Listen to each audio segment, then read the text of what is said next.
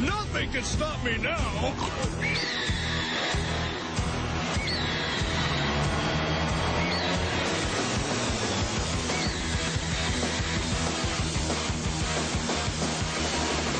From the Command Center, Episode 5.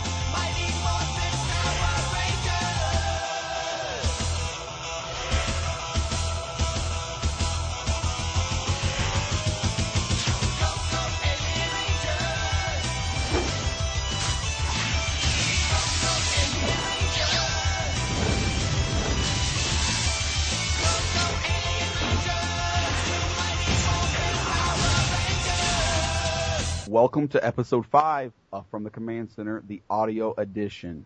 I'm Scotty Cash, and joining me from the Geekcast Radio Network is TFG1Mike. What's going on, bud? What's going on, dude? Not much. How you been? I've been alright.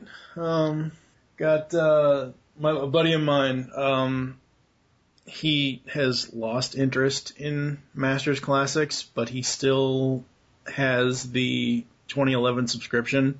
So I just buy whatever figures I want from him. And I got in Catra and Panther this past week. Nice. Yeah, very, very cool. Skeletor finally has somewhere to sit. Yeah, a lot of people, is your Catra all damaged? No, as far as I can tell, she's not. I don't really care for the soft hands. Right, It's a little weird on an action figure for me. But unlike the rest of the Pop Culture Network, I love Transformers, and he also sent me he also sent me the E-Hobby Takara Tomy Transformers United Decepticon 3-pack of Clear, Cyclonus, Galvatron, and Scourge, and wow, these things are awesome. Yep. Well, I'll tell you what. You saying I hate Transformers, I sure did buy Rodimus Prime with the Matrix about a week ago. No, wait a second. I need to clarify. I didn't say Scotty Cash hates Transformers. I said the rest of Pop Culture. Oh, I gotcha. Actually, they just don't collect Transformers. It's not that they hate and that's fine. You know, a lot of us don't collect Legos, so. Yeah, screw Legos and screw Damien. No, I would like Legos too if they weren't so easy to lose. Yeah, you should see true. His basement. What he says is not a joke. When you walk in his basement, it looks like a back room to a Lego storage unit. You know what I mean, or whatever. It's just like you're like, really?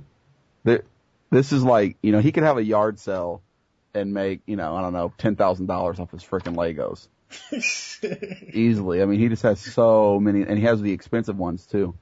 It's not like he just has like, you know, the $19 ones. He goes out and spends, you know, the $200-$300, and you know, it's just ridiculous. Yeah. The other thing is we're coming up to a lot of really, really, hopefully great cartoons that are coming out over the summer, unless Cartoon Network decides to screw with them, because I just, through the World's Finest, worldsfinestonline.com, they posted a news story today about Batman Brave and the Bold and Young Justice getting pushed back again for new episodes. And I absolutely hate Cartoon Network for doing crap like this. This is why shows don't succeed, because of that. And they move they're good about moving their time slot. They do that too. Yeah. They're like, oh, it's on Saturday, no, it's Friday. Yep. But you know, there are good ways to make a remake, and there are bad ways to make a remake or a reimagining of a cartoon. The Thundercats stuff, the Thundercats cartoon, looks awesome. Hopefully. When I saw the Voltron thing, I'm like, oh my god, what the hell have they done? First of all, the lead guy, the voice actor, I don't know who the voice actor is for the lead guy, he's hamming it up. I hate that. Is there a new trailer, or is it the same one that there's only one, right? Yeah, it's the one I linked to you in Skype, I believe. Yeah, it's this one here, basically. Okay. He basically hams it up and says, "Oh, he goes through the whole thing of intercells and all that stuff. Goes through the old saying of how to form Voltron, and it sounds horrible to me. It just the animation, the combined animation between the 2D and the 3D looks horrible. Stupid. Yes. The lions don't even look like lions. They look like half lion, half wolf. I mean, it just doesn't look right. Yeah, I didn't even realize it until intern Rick pointed it out, but absolutely, he was like, "Yeah, well, what did you think about the 3D?" And I was like, "What are you talking about?" Because I watched it once on my phone. It was like cutting in and out, so I rewatched it again, and I was just like, "Oh, yuck." Yeah. If you're gonna do 2D, do 2D. If you're gonna do 3D, do the 3D. Don't combine them. That's lame. Yeah, I know. And yes, we realize that this is a Power Rangers podcast, and I'm coming back around to that. Let's go ahead and get started on that. Yeah, well, you've been on vacation, so that, I'm assuming, was fun as hell, and I'm sure you didn't want to come back from vacation. I was actually ready to come back, but it was definitely enjoyable. The children's were left in my hometown, so it was like I had no worries. All I had to do was worry about eating or waking up or, being at the rehearsal and the wedding on time. And that's it. All the other time was just whatever I wanted to do. Well, I ate Chick-fil-A 3 or 4 times. I had IHOP, a couple times. I was drunk, throughout the weekend, and then, I was just kind of sitting on the beach with my wife and my buddies, and it was just a good time, and, there was no worries, so. That's awesome. Yeah, but there was no toy stores anywhere, though, because I was, like, going to the shops, and I was like, there are toy stores? And they're like, what's a toy store? And I was like, what are you talking about? And then the guy at the surf shop told me that there was Toys R Us right up the road, so I start driving up this road, and I'm driving for, like, 15 minutes, and I'm like, where is this freaking Toys R Us? So I Google Maps it, and it's still, like, 45 minutes away, and I'm like, really? Right up the road, you douchebag? So I was just like, no, I'm not driving an hour and a half to Toys R Us. Getting into some samurai talk, what did you think of the latest few episodes? Have you been able to catch up? Oh, no doubt, yeah. It sucks because when I left, I forgot all about it, so I unplugged my DVR and my TV. Oh. Yep. So when I got back, I was like, I can't wait to watch this and watch that, and I also unplugged it during the Smallville finale, so I still have yet to even see that. So I gotta go look that up. But I did end up catching it. Yeah. I don't know, man. Like, I'm coming around to Antonio. I love it. I still don't like his showboatism, but I get that's part of his character. But he's not so much as a douchebag as I thought he was in his introductory episode. Yeah, he just wants everybody to like him, and that's why I think he's trying that. That's his character. I think he's doing a way better, and it's probably the directors again. Once I come back to that, but he's doing a way better job of portraying his character than Kevin. Kevin is so lame and boring to me. It's just like, I don't even want you on the screen. Well, see, the thing with Kevin, though, is, like with that episode recently, that the one where Kevin's like, oh, Antonio sucks because he's not true samurai, blah, blah, blah, blah. And then Antonio tries to follow him around, blah, blah, blah, and all this and that, all that. Kevin he's a highly traditional type. Mm-hmm. And that's fine. It's a good way to get that kind of characterization from someone as far as the team aspect of it. But yeah, I could care less for Kevin. Yeah, I thought that was an awesome episode, though, when he was like, follow him, and he's like, did you hear that, Antonio? And he's like, yeah. Wait, what? How'd you know I was following you? But yeah, I like him. I really, really like him. I like where they're going with it. I like the Claw Zord. I really did like the Claw Zord. That was awesome. But did you get to watch this week's episode? I don't think I did. I'll have to catch up on it. And by the time this episode of FTCC airs, we will have plenty more to talk. Because we're doing this podcast monthly, we're gonna have a crap ton of stuff to talk about over the next few weeks or so with all the new episodes. I always, half the time I forget. Yeah. And really, and it's because of the day change. It's because of the from Sunday to Saturday thing that screwed me up. And I know now, okay, Saturday's the day and that's fine. I had a whole ritual on Sunday when this show premiered. I was like, okay, cool. I can wake up at 11:30, do whatever I have to do, get ready, brush teeth, whatever. And 12 o'clock I can watch Samurai, and then I have 3 hours until I have to do a podcast record at 3:30. So I'm like, all right, cool. I can, I've got a Sunday ritual now. Mm-hmm. And then they went ahead and changed it to Saturday. I'm like, fuck. Yes, they're good at that stuff like that. Bleep. What? Sorry. Yeah, bleep. Yeah, they're good. They're good at stuff like that. Yeah. So, the reason why we split up Mighty Morphin Alien Rangers and Season 3 was because Scotty was going on vacation, and he didn't have enough time between getting ready for vacation and recording Episode 4 to watch all of Season 3. Because me personally, I know that this was a separate Sentai. I don't see this as separate from MMPR. This is a 10-episode block. Yep. Because if you look at what's the episode that ended before the Alien Rangers came? What's the name of that stupid episode? Rangers Reverse? Rangers in Reverse. Right. That is not a season ender. It just isn't. It's just, oh my god, we have this new storyline. That's almost like a whole start of the new storyline. Yeah. But because of your scheduling and all that, we're splitting it up. Right. Well, and plus a lot of people look at Mighty Morphin Alien Rangers as season 4 or maybe season 3.5. You know what I mean? So, and they, we could have tacked on a half an hour. Yeah. But it's okay. It's all right. But yeah. Basically, like I was saying, this is basically just a continuation of last episode, season 3.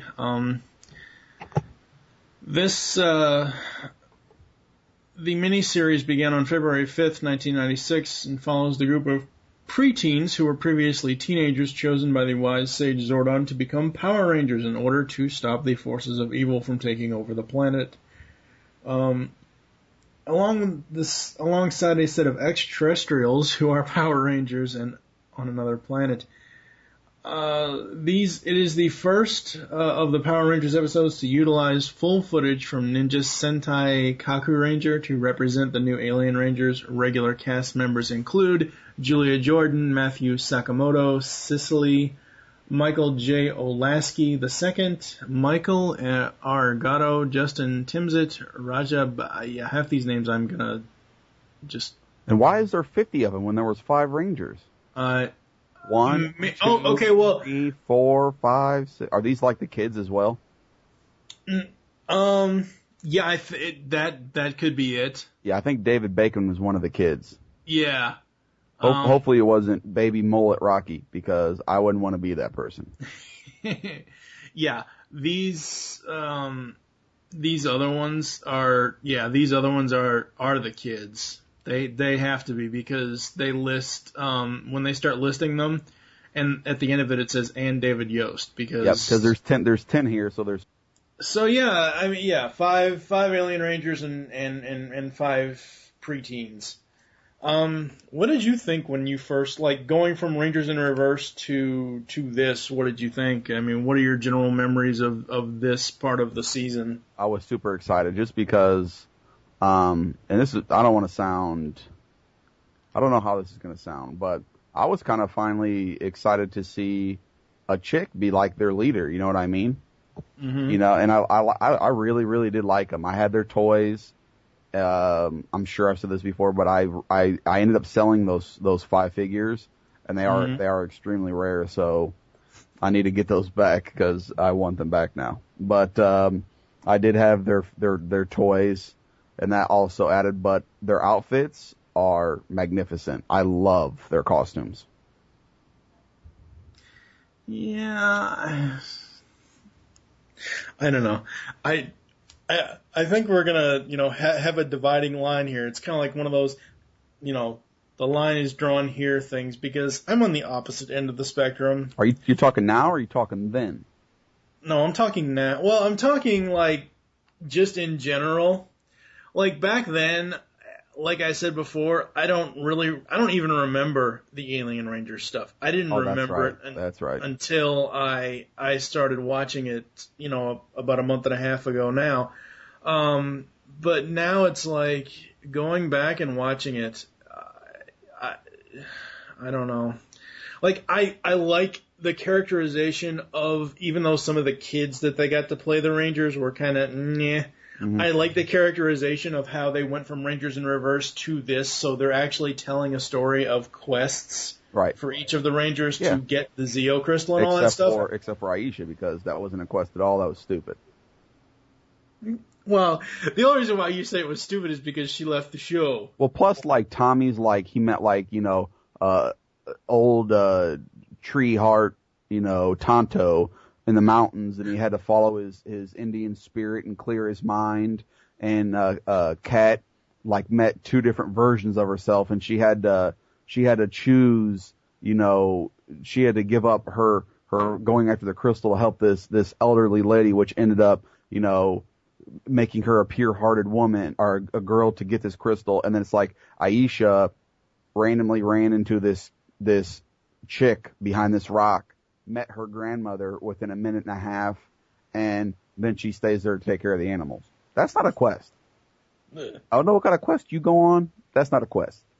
But yes, I am saddened that she was off the show, but I definitely like her quest the least. Because everybody had to do something for the crystal, and she was like, oh, my mom said something about you, and she was like, yep, you're home, and everybody's okay with that. And then she goes, oh, and here's this crystal. How convenient. I will agree that it is a very convenient plot device, but it was a very interesting way to introduce Tanya. To introduce somebody new to take over for like, we've had Ranger takeovers since season 1. And the or season 2, whenever the hell it was. I don't know. Whatever. Season 2. Yeah, something like that. The power transfer was interesting because we got a whole story behind Adam, Rocky, and Aisha coming in. And then you have the whole Kimberly Cat thing. That was interesting, even though it was a reused plot from Tommy. Mm-hmm. And with this, again, I find it interesting as a way of, and I have to keep going back to this. Thank God television doesn't do what the soaps do, because the soap operas will have the exact same character, and they'll go, oh, the character of so-and-so is now being played by, and they'll just replace actors. Yeah, that's true. I hate that in television, but I'm glad. Aisha's quest might have been stupid, but at least it had something to do with her, and it wasn't just, oh, you're supposed to be here because you're the chosen one. It was, you're supposed to be here because you're the chosen one, and this is your family. That I can kind of overlook it. I don't know, but I think it was a nice way to get Tanya introduced. I think the writers were on lunch, and somebody was messing with somebody else, and they hurried and put that script in there, and they accidentally went with it because it was ridiculous. They're like, oh, you're some random lady sitting on a rock, and my mom talked about you. You're clearly my grandma. That's exactly how I met my grandma. I don't know. When I was like 13, that's how I met my grandma. She was sitting on a rock by a fireplace, and she was like, I'm your grandma. Oh, my God. Yeah, exactly. Now, the Alien Rangers themselves, yes, I will agree with you, it was nice to have a female leader, and we will not get that again until Time Force. Well, I'm trying to think. I guess in Lightspeed Rescue, Dana was kind of she wasn't really a leader, but since she was the boss's daughter, I guess you can get. She was like alpha, right? Huh? She was like alpha. She wasn't really like their leader. What, Dana? Yeah, from what I understood. See, Dana was the 5th Ranger. Oh, was she? Yeah, Dana was the 5th Lightspeed Ranger. She was the pink Lightspeed Ranger. She was Captain Mitchell's daughter. Who was like the robot chick with like the short hair? What season was she in? robot chick with short hair? Yeah, what am I talking about here? Hold on, let me think. Oh, you know what I'm thinking of? I'm thinking of Jason X. Remember that robot chick? Have you ever seen Jason X? You mean Jason X, the movie? Yeah, Jason X, the movie. Like that. I don't know why, in God's name, I confused Jason X, the movie with Power Rangers. Lightspeed. Well, because I haven't seen any of those. And it just right, I know. I mean, and that's the beauty of this podcast is you're going to be able to go back and educate yourself. Yeah, no joke. But no, you know what? There is a chick. It's maybe it's not. It's what the heck was it? What's the blonde hair? What's the Silver Ranger? What's he in? Silver Ranger was in Lightspeed Rescue. That's Ryan. That's Dana's brother. The chick you might be thinking of is it's his sister. Who's his sister? Dana, but she's not a robot. Well, but she has dark hair. No. At the very end. Dana's a blonde. After he turns her back into whoever, she has dark hair, right? No. You sure? Oh, I know what you're thinking about. You're thinking about freaking Andros and Astronema. Yeah.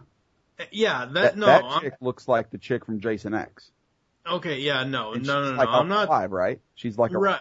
Yeah, that was Power Rangers in space. I'm talking about Lightspeed Rescue. Okay, see, I know the difference in them. We'll get to that. I don't even remember what the hell my point was here. Oh, the female leadership. Oh yeah. We won't get another one until we see at the end of SPD, the A squad for SPD is there's a female Red Ranger, female leader. I don't care for the Alien Rangers. You're crazy. I don't care. The costumes are great. The actual Power Rangers costumes are great. I don't care for their character designs. Yeah, they do have a couple flaws, like the way they move around like robots. Like you're not a robot. You're like an Aquaman. Aquaman doesn't move around like a robot. Cause like the way they're like juking their head and like, kind of like always looking confused, like, you're supposed to be an alien. You're not a retard. You know what I mean? Yeah. I don't know if it was a vocoder or some sort of like synthesizer on their voices. I hated that. Okay. Yeah, there is definitely a line because I liked it. It sounded so god awful. It sounded like they were gargling water. Right, and that was the point of that. I'm not going to say it would be ruined if they didn't talk like that, but it was okay because it was different. You know what I mean? And you could only really tell it on her. Everybody else wasn't as bad as she was, but yeah, on her it was definitely the worst on her.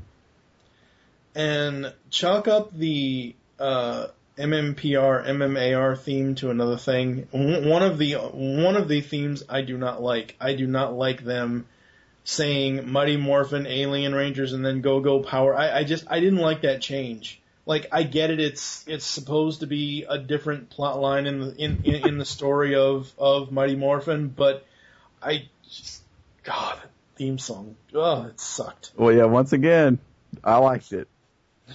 It sucked. I did like it just because it's the same exact thing, except for now it's the Alien Ranger show, so they switched it. Sucked. Oh God, it just okay.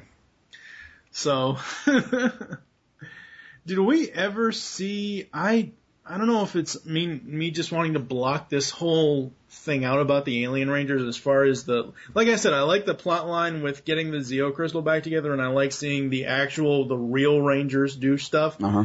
But did we actually see the Beetleborg Zords or whatever the hell it was supposed to be? Or no? Yeah, they fought a couple different times, but most of the time what happened was they would call the Beetleborgs and they would fight for a while because they never rode in the Beetleborgs. They were always fighting on the ground, like, I don't know, kind of like the new Xbox 360 Kinect, where it's like you're just fighting the sky, and that it's pretty much like, that's how they would fight with their Zords. And most of the time they would just go, this ain't working out too well. We need Shogun Zord power, and they would just call it the Shogun Zord and.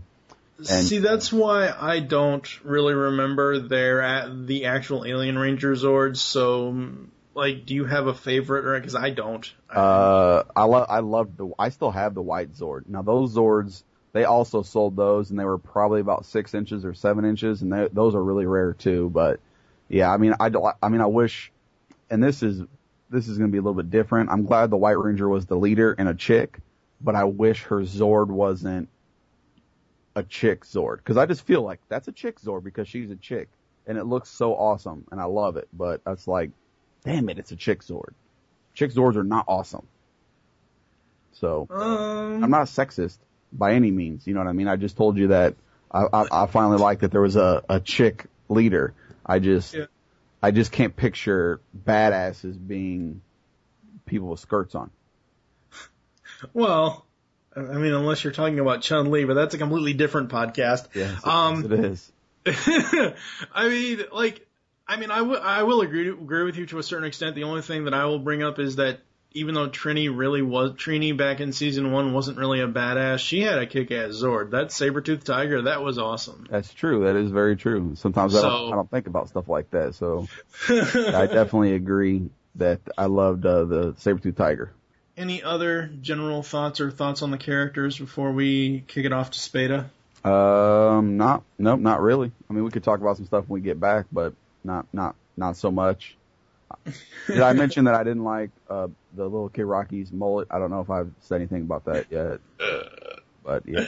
Yeah, the kids were I think the only 2 kids I actually liked and thought was okay representations of the actual regular actors. I thought the one for Aisha was good, and I thought the one for Tommy was good. Right. The rest of them, meh. Yep.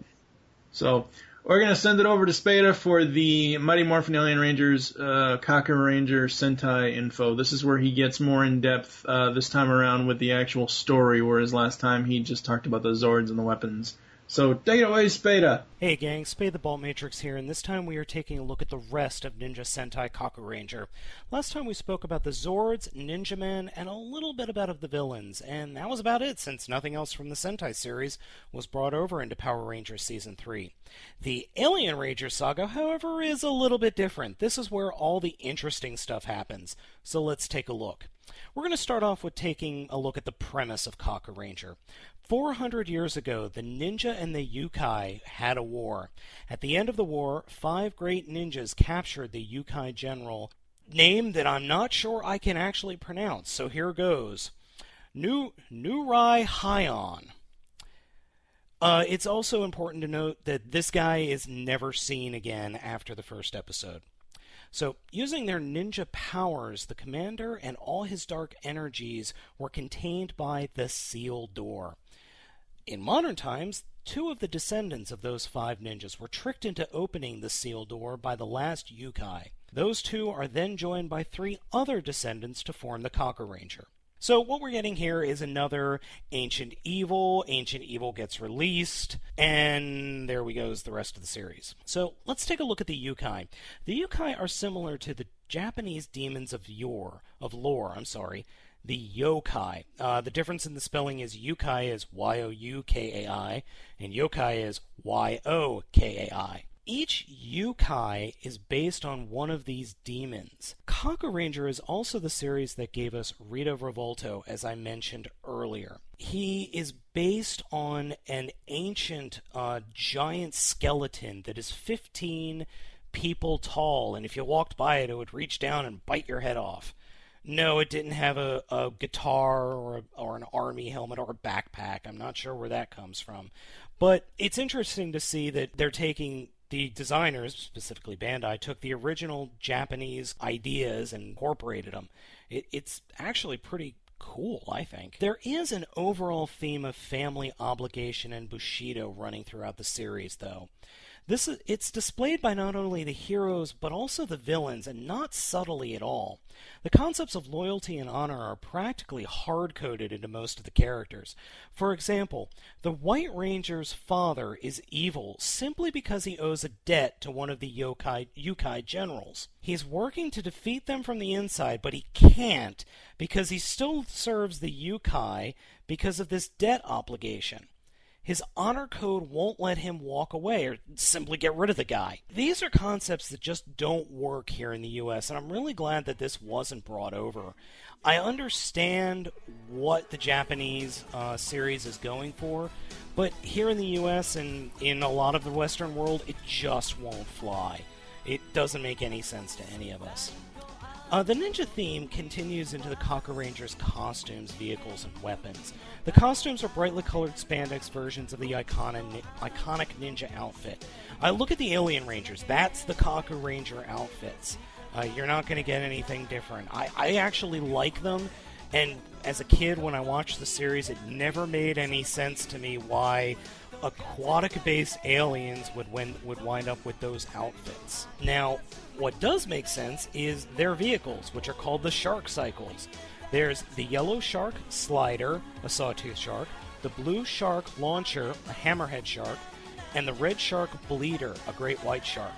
The yellow and blue bikes have sidecars where the Ninja Black and Ninja White can ride. And then the 3 Shark Cycles can combine in a weird fashion to do a finishing move called the Shark Diver. Now, each Kaku Ranger also carries 4 standard pieces of equipment. The Doron Changer, which is the morpher of the series and contains the Ninja Coins, which did make it into the Mighty Morphin Power Rangers. The Kakure Maru, a short sword passed down to each Ranger, and that's their primary weapon. The next is a handheld blaster that transforms into a dagger. And finally, there's the Shinobi Knuckle, and we'll get into that in a minute. The series also follows the tradition of each Ranger having their own personal weapon. Ninja Red has a giant throwing disc called the Red Slicer. Ninja Black has a crossbow called the Black Bow. Ninja Blue has a water gun called the Blue Shot. Ninja Yellow has a claw that doubles as a hook shot called the Yellow Claw. And finally, Ninja White has a short, forked spear called the White Break. I've tried to find a better name of what it could be called, but I haven't been able to find anything of what it resembles in real life. Now, also, each weapon contains a little shuriken, or throwing star, in the shape of the individual Ranger's symbol. It's a really neat touch. The last weapon is a large metal rugby ball that is passed around to each Ranger to gain power and then is kicked at the enemy to destroy it. Okay then. Now, going back to the Shinobi Knuckle that I mentioned earlier, all of these weapons, all of the individual weapons, can be attached to the Shinobi Knuckle, which is a gauntlet worn over the character's left hand. It can be attached to gain power and new abilities. It's actually a pretty neat idea, and it's a great way to sell more toys. Something else that did make it over into Mighty Morphin Power Rangers from Kaku Ranger was the idea that the team leader was a woman. In Kaku Ranger, Ninja White is the leader for most of the series. This concept is seen again, specifically in Time Ranger, but it's interesting to point out since Super Sentai is basically a show made for boys. And you very, very rarely see a strong female character in a leader position. That, as far as I know, was the first time that ever happened in Sentai. Now, at the end of the series, the evil yokai were once again sealed, and a happy ending was had by all. But sadly, the viewership of Super Sentai was declining at a staggering rate. Bandai wasn't concerned with this series so much, but when the next series aired, they would have to take notice. Viewers complained that the series as a whole was pushing a doctrine that was old and out of date. Along with the Bushido Code, each series was starting to repeat itself. Old sealed evil, young heroes, a mentor rising, rinse and repeat. This was really starting to push viewers away. And that'll be discussed a little bit more next time on the Command Center when Chokiri Sentai O-Ranger is examined. So, once again, this has been Spada the Bolt Matrix for the Command Center. Now back to the rest of the show. You know, Mike, we're going to have to take him out to dinner or something. You know, I really appreciate what he does because he saves us a ton of time.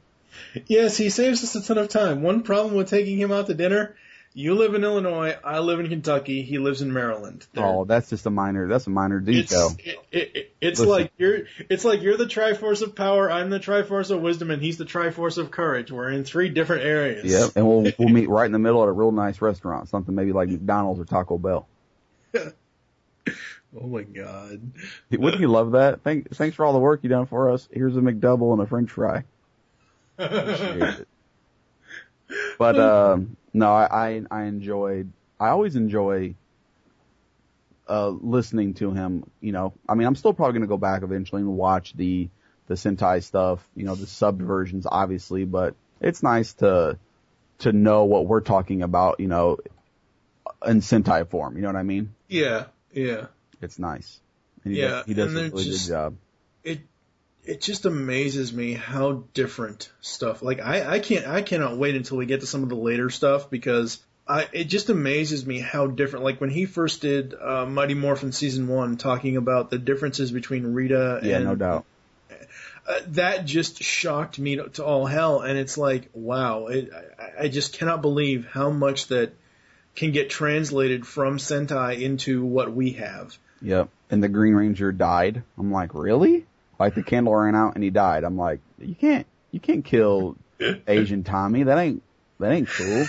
You can't kill Asian Tommy. Oh my God, not cool, dude. But yeah, he does good work, and I can't wait for Zeo. And if you guys listen to what Spada just talked about, he said something along the lines about this is a season where it started kind of to fall off because they'd done the same thing over and over and over again, and I kind of felt that way. Yep. When I was a kid, like, come on, even with this, the episodes pretty much being the same exact thing. But anyway, where are we at here? Favorite episodes, just talking about the season in general, or not the season, the 10 episodes that ended season 3, in general. I honestly, I watched all the episodes I mainly watched them for the quests. Right. I think it's, I don't know if it's the biggest plot point or biggest plot hole in Power Rangers history or the worst, power/weakness. I'm sorry. Dehydration as a weakness? Well, that's how Aquaman is, isn't he? Yeah, it is, but it's one of those things where I don't know if this works for Power Rangers. I just don't know. And maybe it's me just not liking the Alien Ranger characters. I don't like nothing about these 10 episodes actually we have to call in reinforcements. Let's call these people from a planet of water where our planet is 97% water or whatever it is, or whatever Earth is. I don't do science class anymore, damn it. But, let's call in these reinforcements, but let's just have them be our soldiers and they can fight for us because we're kids, and because we're kids, we're not able enough to power Zords, which I think was complete bullshit. Well, they didn't have any of their powers. They took their powers. Right. I know they took the powers, and that's fine. And you have to have a power coin to be inside the Zords. Yeah, okay, alright, but still. My main... yeah. Little plot devices that really, it's, my main problem with the Alien Rangers themselves is the entire story focused on getting our Rangers back, getting the timeline, it's like, oh, where's the DeLorean when you really need it? But my main problem with Alien Rangers is no characterization other than, oh my God, without water we'll die. Yeah. We're all beached whales. Yeah, that's true. And they were hanging out in the empty pool. and little kid Tommy kept doing that same face where it's like, we need to get him some more water. And he kind of do that that squinchy eye looking over the camera, sad face kind of thing. Mm-hmm. Yeah, but my favorite episodes are going to be the Hydro Hog episodes. And I have something that sticks out in my mind. I didn't obviously remember it when I was little or anything, but going back and watching the episodes, mm-hmm. when the Hydro Hog shows up and they're fighting and he makes the Hydro Hog big, and they call out their Battleborgs, and the Hydro Hog's pretty much kicking the Battleborgs' butts, and they're like, we need Shogun Zord power now. So they get the Shogun Zord, they pull out the big the Shogun sword like the flame. And they go to hit him, and the Hydro Hog just whoops his ass, and they're just like, well, that didn't work out too well. And they're even playing the music oh, here we go, here's the final slash, and the Hydro Hog's going to be dead. Well, it didn't work that way, and that's when, that's when Billy said, well, how about I just use the Falcon Zord? And then they finally did defeat the Hydra Hog, but I thought it was awesome how they built up to that, like, oh, here we go, here's the final hit, and then the Hydra Hog was like, nah, not yet, you know what I mean? Yeah. Kind of like a I don't want to keep going back to wrestling, but it's exactly like the hot tag. You're ready to see the main guy come in and finish the job, and then the bad guy, gets the attention of the ref or drags him back to the other side of the corner. Yeah, okay. Yeah, that's something I need to talk with Dirt about. Oh God, I can't even go there because I'll go into a whole nother tangent about Mr. Money in the Bank. Yeah, we don't need to do that. Yeah, no. This 10 episode arc, like I like the overall story. Like I said, I like the quests. The quests were cool. But honestly, because it is like, thank God, I don't think they did this every episode, but thank God they didn't put to be continued at every end of the single episodes like Along Came a Spider and Sowing the Seeds of Evil and all that. I don't think there is from the ones I watched, there wasn't a to be continued at the end of each one of them. Mm-hmm. It's only in the two-parter that it has it. But Hog Day Afternoon is my favorite. The rest of them are, I won't say they're filler because they're not. It is a 10-episode arc, and it is a full-on story to develop characters and all that, but I like the end. Yeah, and I don't think, and I think there's probably, back then there's a lot of people that would agree with you that it was too new, too fast, and I would think that, if I think back and talking to my friends, a lot of people didn't like the Alien Rangers. Yeah, well, and I know they had to go off Sentai stuff, and that's fine, but, I mean, they could have found... I just wish the whole Aquitar thing, like, find some other planet to base them off of. I don't know, I didn't like that. I just didn't like the whole Aquitar thing. But before we move on to the music, we have to talk about Hog Day Afternoon. Oh my God, there is so much awesome in this two-parter. Yeah, well, I talked about a little bit of it. Aisha's quest aside, the awesome parts for me was Goldar and Rito. They, as far as villains, they stole the show in this two-parter. Yeah. Yeah. And they were Bulk and Skull. Not yet. Well, they were pretty goofy with that bomb. They're like, "What's this do? Oops, I activated this bomb." And then Goldar was like, "You stay here. I'm gonna go get help." But okay, and I agree. They are kind of like Bulk and Skull, but it's not so bad yet. Just yet. It doesn't get bad until we get to Zeo. Yeah, and then it gets ridiculous. Yeah, but my question is, like, okay, they're under the command center, there's all these catacombs, and they're like, oh, how do we get to the command center? They just walk down a random hallway. Oh, there's a sign, command center this way. Yeah. Why the heck is there a command center this way sign in the catacombs, and it looks like it's a gold-plated or some sort of, fake gold-plated sign or something like that. It looks like a plaque. And I'm like, oh my, are you serious? Right. They're really going to have a sign that says command center this way. The other thing I think about is this, with Goldar and Rito in the catacombs, this alludes to Zeo. Because they said in Zeo, and we'll get to that once we get to Zeo next month, but they said that, this is our new underground thing. And when Goldar and Rito were down there, you see what I believe to be Alpha 4, the old Alpha, because there's an Alpha head in a box. Is it really? I didn't pay that close attention to it. Yeah, if you look, when they first get into the room, there's an Alpha robot broken up in a box that said, all the boxes say command center on them. Makes no sense. There's an Alpha head in the box. But yeah, there's an Alpha head in the box. There is what looks to be command center towers like, you know, the inside of the power chamber and how it has the blue pole things. There's those. There's a whole bunch of just, like, it's kind of like if you know, blink and you miss it, but if you just really pay attention to it, it's really cool. But I kind of like the whole bungling of Goldar and Rito. I like honestly, I like the ending because you just don't know what's going to happen. Yeah. Command Center go boom. Yeah. This was the first time it exploded, wasn't it? Yes. Yeah. Yes. Something else happened to it.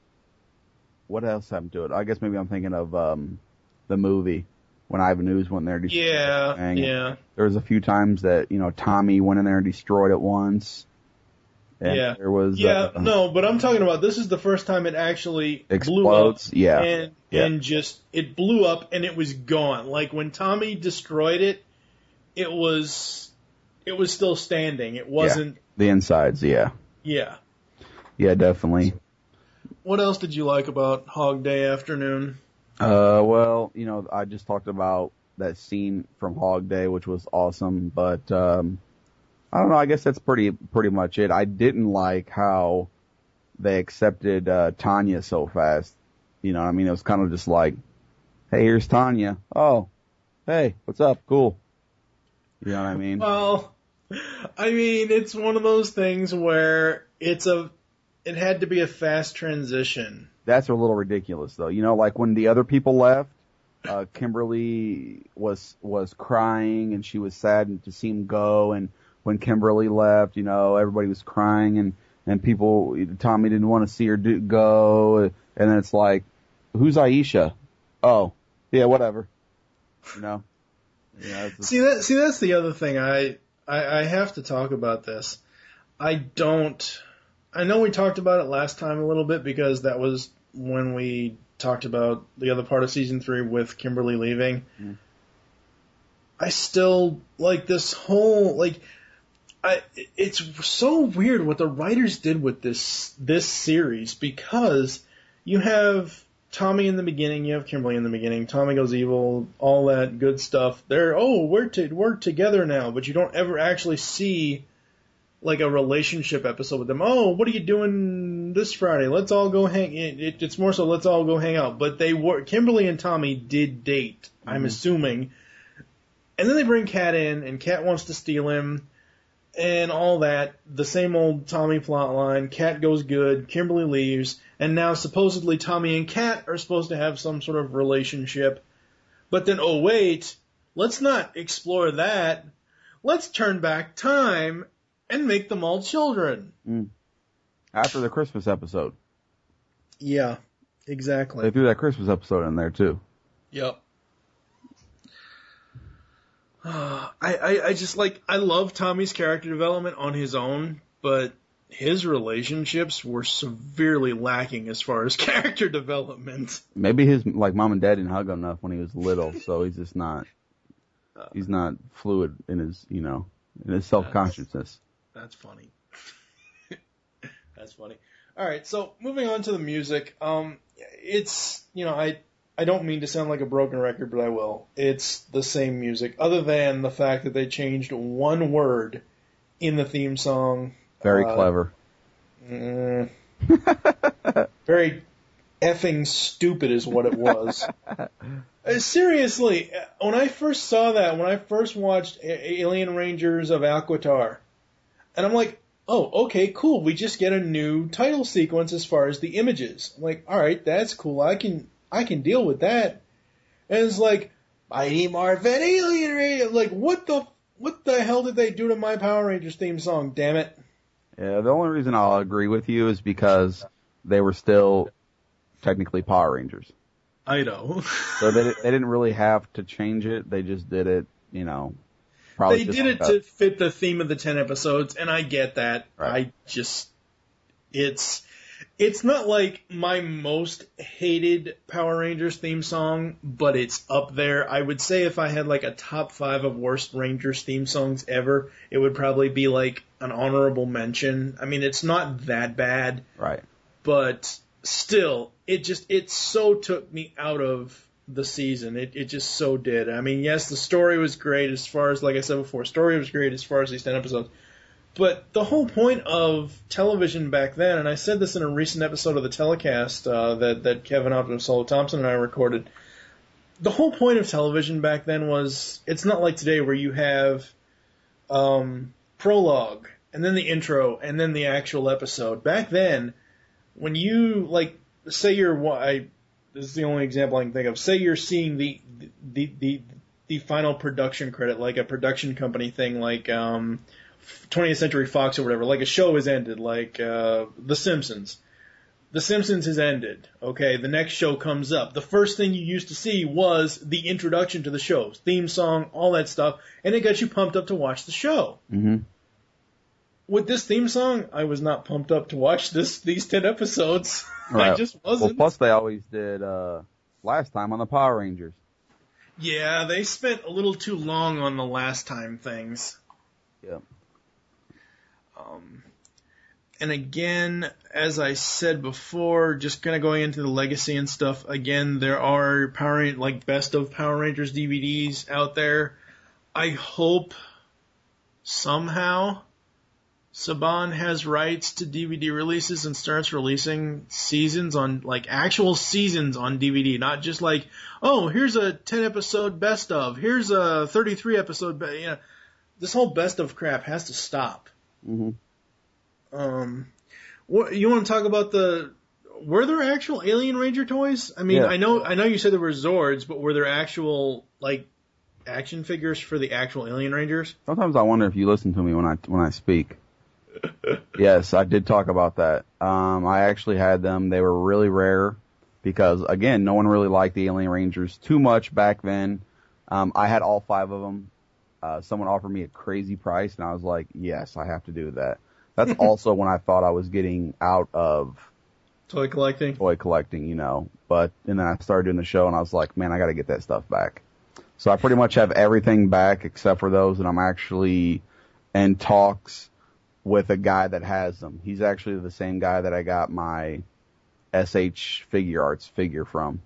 So hopefully. And yes, I did hear you earlier, but what I meant was, as far as actual action figures were they like, did they have versions of them in the suits and out of the suits, or was it just... Nope, they just said they had one of each, and they were in their ninja suits, and they came with a gold sword and a gold gun, and that was it. And they were on crappy packages. They were like the blister card. They were very cheap figures, but they're extremely rare. If you look up one right now and he's in package, you're not getting one under $100. Wow. Yeah, so to get the whole set on card, you'd have to spend $500, no doubt. Wow. Yep. Mm-hmm. That's very, very interesting. All right, so I think we're going to go to some ads from both Pop Culture Network and the Geekcast Radio Network, and we will be back with the outro. Cool. And now, here are your ads from the Geekcast Radio Network. Movie Week in Review is the Geekcast Radio Network's weekly movie podcast. Steve and Mike take a look back on their favorite films and give you their thoughts. They also bring in co-hosts at times. If you are a movie buff, listen to M-Wire, only on GeekCastRadio.com. Emerging from the dark humor that was the Beast Unleashed podcast, Steve Megatron, TFG1Mike, and Pecan Court Michael move on to Transformers Animated, coming June 26, 2011, Transformation Animation Podcast. 15 podcast episodes covering all 3 seasons of Transformers Animated and the awesome toy line as well. We will also have cast and crew interviews, so get tapped this summer with the Geekcast Radio Network's next Transformers franchise podcast, Transformation Animation Podcast. Decepticons, transform and rise up! Do you like retro shows? Did you grow up in either the 80s or the 90s? Then tune into Telecast, GeekCastRadio.com's newest podcast. Join us here on the Telecast as we revisit some of your favorite shows, such as Clarissa Explains It All, Salute Your Shorts, Saved by the Bell, and much, much more, only on GeekCastRadio.com. And here are some ads from our collaborators, the Pop Culture Network. Hey guys, I'm Rob Bass, and if you love toys, come check out my show, Not Mitten Box, every Tuesday on the Pop Culture Network. What it is, friends. Sweenholic here, inviting you to join me every Monday for Radical Retro Turtle Toy Talk. What's that, you ask? Radical Retro Turtle Toy Talk is my weekly video series in which we take a look at my favorite toy line of yesteryear, Vintage Playmates Teenage Mutant Ninja Turtles. If you're a green teen goer, I'm betting you'll have a great time getting reacquainted with old friends or meeting new ones for the first time. That's Radical Retro Turtle Toy Talk at www.radicalretro.com, part of the Pop Culture Network.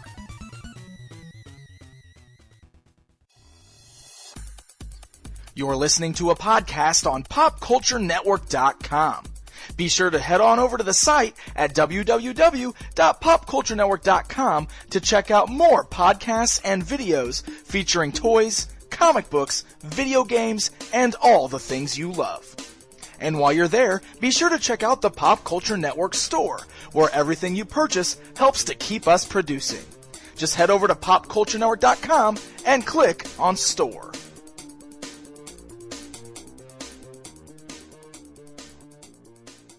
We are back, and yes, those were some very nice promotional materials from both GCRN and PCN. PCN needs to get on some new promotional stuff, but that's okay. This is the same stuff we've had forever. Well, the Rob Bass ad, the Sweenholic ad, Dan talking about It Figures, I think. I don't know, I don't remember. And buying stuff at our store. Yeah. Helps support us. Yes. So, from the Command Center, the video series is going into Season 2. What have you got planned for us for Season 2?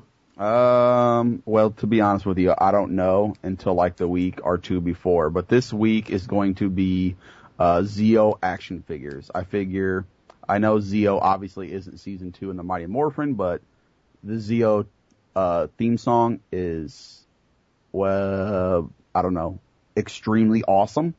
I love that. I mean, I even have that theme song like in my iPod, like I listen to it like a normal song. You know what I mean? I love that song. So I couldn't wait to do a Season 2, you know, with that theme song. So the first episode is going to be Zeo, and then if I get those Alien Rangers, they'll definitely be in Season 2, and then I'm going to have to get some other like SPD stuff and stuff like that, because there's been just too many requests for that stuff. I'm still waiting on you to do the Ninja Mega Falcon Zord, damn it. You still have not done Falcon Zord. You're right. That is a correct statement. Maybe we'll have I don't even care if you do it in conjunction with the Ninja Megazord. I just want you to do Falcon Zord. Maybe that's right around the corner. So thank you for joining us here on From the Command Center. There are several ways to get in contact with us or leave feedback for the show. Visit the network websites, geekcastradio.com and popculturenetwork.com. Join the forums over at Pop Culture Network and Geekcast Radio Network. Leave the show's feedback in iTunes. I checked it. We still only have that one review. Thank you to the person that left that review. I don't remember your username off the top of my head. But yes, please leave us reviews in iTunes. You can follow us on Twitter. TFG1Mike is mine. You can follow at PopCultureNet and at Geekcast Radio. Become a fan on Facebook. Go to facebook.com/Geekcast Radio Network, and you can just search out popculturenetwork.com for them. You can find PCN on YouTube. It's youtube.com/user/Mandalorian30, where you can find the award-winning series From the Command Center, which is entering its second season. Sweet. Yep. Call the voicemail lines. Tell us the show you're leaving the message for and your name. For GCRN, call 502-526-5821. Again, for those of you fans who want to actually be on the show, this is the best way for you to do it. So give us a call. You can call PCN at 217-953-4025. We hope you enjoyed this episode of From the Command Center and wish you'll join us next time when we will be continuing Power Rangers talk with Power Rangers Zeo. I can't wait. For now, I am TFG1Mike with Scotty Cash. Thank you for listening. Until next time. scientists could be the end of the Power Rangers.